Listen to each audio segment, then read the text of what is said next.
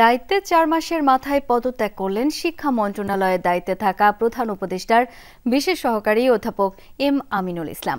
প্রতিমন্ত্রী মর্যাদায় তিনি শিক্ষা মন্ত্রণালয়ের দ্বিতীয় ব্যক্তি হিসেবে নীতি নির্ধারণী ভূমিকা পালন করেছিলেন।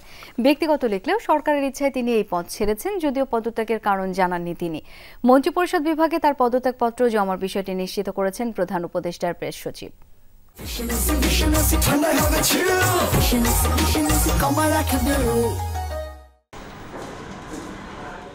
অন্তর্বর্তী সরকার দায়িত্ব নেয়ার পর শিক্ষা খাতে সংকট বিবেচনা করে 10 নভেম্বর প্রধান উপদেষ্টার বিশেষ সহকারী হিসেবে নিয়োগ দেওয়া হয়েছিল অধ্যাপক আমিনুল ইসলামকে।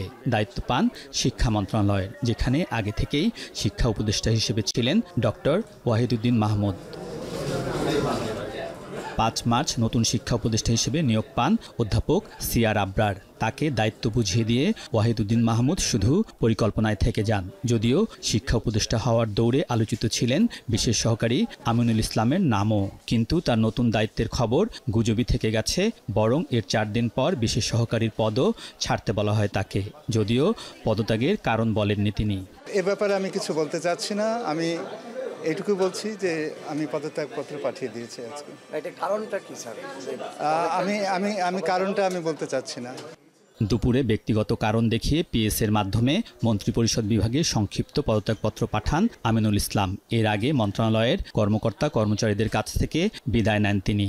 পদত্যাগ করলেও ব্যক্তিগতভাবে শিক্ষা সংক্রান্ত কাজে যুক্ত থাকবেন বলে জানিয়েছেন তিনি। আমি কোনো না কোনোভাবে শিক্ষার সাথে সম্পৃক্ত থাকব। ডক্টর আমিনুল ইসলামের পদত্যাগপত্র মন্ত্রিপরিষদ সচিবের কাছে জমা দেওয়া হয়েছে বলে জানিয়েছেন প্রধান উপদেষ্টার প্রেস সচিব। আমরা ক্যাবিনেট সেক্রেটারির সাথে কথা বলেছি। উনি বলেছেন যে উনি পদত্যাগ করেছেন। এইটুক পর্যন্তই আমরা জানি। ওনার পদত্যাগপত্রে উনি কি লিখেছেন এই বিষয়ে এখন পর্যন্ত আমরা কিছু জানি না।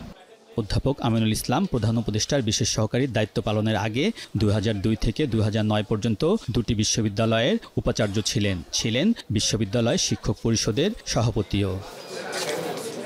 আলমগীর স্বপন, যমুনা নিউজ, ঢাকা।